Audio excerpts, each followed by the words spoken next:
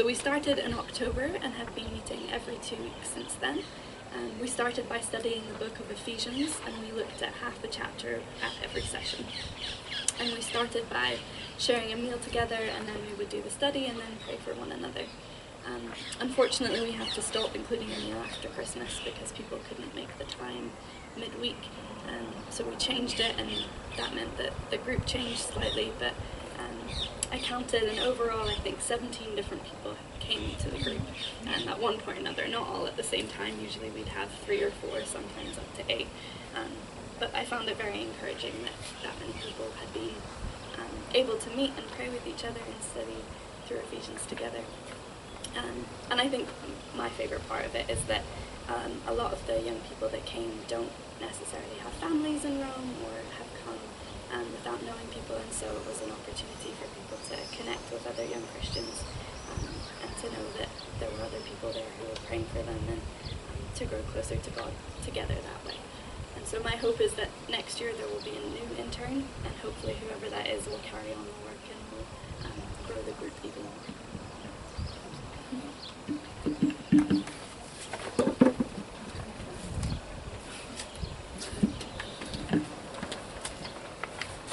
As many of you know, my husband Federico and I started a Bible study home group 3 years ago. And since then, we have been running our group every 15 days on Saturday afternoon. And with the participants, we have been studying the Gospel of John. Each time we read and analyze 10 verses, verse by verse, by using an old commentary, very detailed. Sorry. And the thing I like most is the fact that participants belong to different denominations, different Christian denominations, and this element allowed us to share a lot of different experiences in the Lord. And so also to have an enriching fellowship altogether. And over these 3 years, we have modified the format of the group, because at the beginning it was just a simple Bible study group. Now we also sing and pray for each other, which is very nice. And since last October, we have been sharing the Lord's Supper. And this element allowed us to create a loving care for each other, to grow in loving care, and to strengthen also our Sunday fellowship. And during this year, this is a nice coincidence, during this year, just while we were studying John's Gospel, especially we focused on the Lord's Passion. At the same time, we were experiencing the time of Lent, Quaresima, and so it was a coincidence, and this coincidence helped us to live that time more intensely. In addition to all of that, we have used this cozy and lovely eremo, and it used to be a stable in which the nuns decided to renovate it, and so the nuns are giving us hospitality, and it's not by chance that the founder of this order of nuns was a forerunner of ecumenism. I hope that in the future we can cooperate with all the other Bible study groups, and why not with other English-speaking churches or other churches, in order to, with the aim of reaching out to others and to encourage one another in God's grace. Thank you.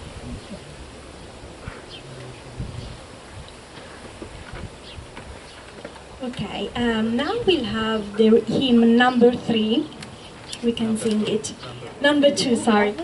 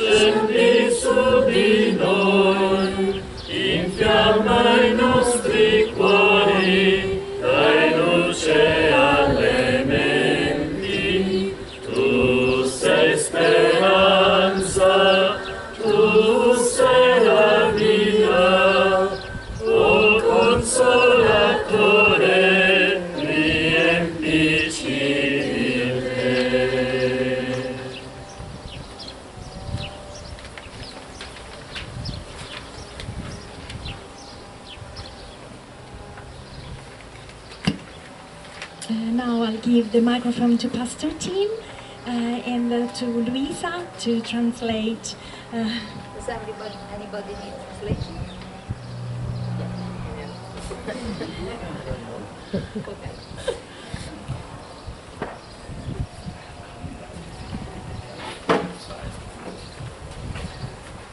To help you follow the sermon and something to remember afterwards, I've done a handout with the main points. So you can look Per at your, aiutarvi a seguire e per ricordare quello che magari io possa dimenticare dopo che...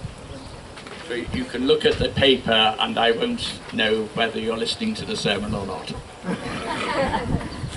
Quindi potete leggere i fogli e io saprò se avete ascoltato il sermone o meno. I apologise for the photocopier. I think the Church Council may need to consider buying a new copier tomorrow. It's producing bad copies now. Scusate per la fotocopia, forse avrebbe potuto essere migliore, ma non è molto buono. Thy kingdom come, thy will be done on earth as it is in heaven. Venga il tuo regno e sia fatta la tua volontà in terra così come in cielo. That recognises that God's sphere of action, the way in which God works, is other than the earth.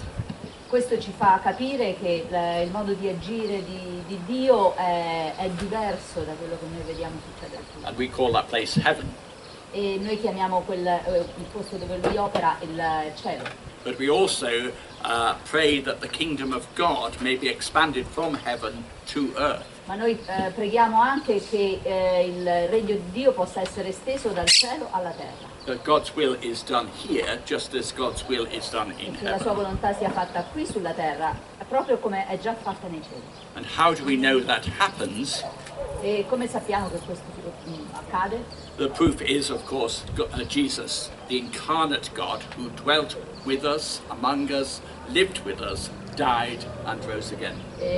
La prova è assolutamente, è senz'altro Gesù che è stato donato per noi. Sorry, could you repeat a little bit? The God who dwells with us, Gesù che abita in mezzo a noi, and lived with us and died and rose again. che è vissuto con noi, è morto ed è risorto. And Jesus points us to the Father. Jesus is the way, the truth and the life. E Gesù stesso dice che egli è la via, la verità e la vita. Yeah. This kingdom of God, this reign of God, was central to the teaching and the mission of Jesus. Questo regno di Dio è stato incentrato sulla missione e l'insegnamento di Gesù. We could go through the New Testament, the Gospels, and read very many references to the kingdom of God. Possiamo leggere attraverso tutto il Nuovo Testamento moltissimi riferimenti che si riferiscono al regno di Dio. But what do we mean by the kingdom of God? It's a hard thing to understand. Ma cosa veramente vogliamo significare tramite la parola regno di Dio? È qualcosa di difficile in realtà da capire. Jesus didn't provide his disciples with a bullet point sheet on which he said everything about the kingdom of God. Gesù non ha dato ai suoi discepoli una lista di note punto per punto da essere seguite per avere il regno di Dio. Instead, he told stories and he painted pictures in order to explain what the kingdom of God was. Piuttosto, per spiegare cosa fosse il regno di Dio, lui ha raccontato storie e ha fatto delle illustrazioni. So here's a summary. Quindi qui abbiamo un riassunto. Jesus said that the kingdom of heaven is like a banquet, a great wedding feast. Per prima cosa Gesù disse che il regno di Dio è come un banchetto, un banchetto per un pranzo di nozze. So who is invited? All are invited. Quindi tutti noi siamo invitati. But the door will be closed because some don't bother to push against it. Sorry again. Va bene? The door will remain closed because some don't push and go through the door. Ok, even ma though la the door porta is potrebbe unlocked. rimanere rimane chiusa quando non la spingiamo per entrare. Yeah, yeah. The kingdom of heaven is like treasure hidden in a field. Ancora il regno di Dio è come un tesoro che viene trovato in un campo. Jesus says you would be wise to sell everything for the sake of buying the field and finding treasure in it. E Gesù dice che è cosa saggia dare via ogni cosa, vendere ogni cosa per poter acquistare questo tesoro trovato nel campo. Yeah. Jesus lived by the lakeside, and so he knew the fishermen, the people who caught fish. Gesù aveva vissuto vicino a un lago e quindi conosceva il lavoro dei pescatori. And he said that the kingdom of heaven is like a net that is cast wide. Quindi ha anche detto che il regno di Dio è come una rete che raccoglie ogni sorta di pesce. It pulls in all sorts of fish, the big fish, the little fish.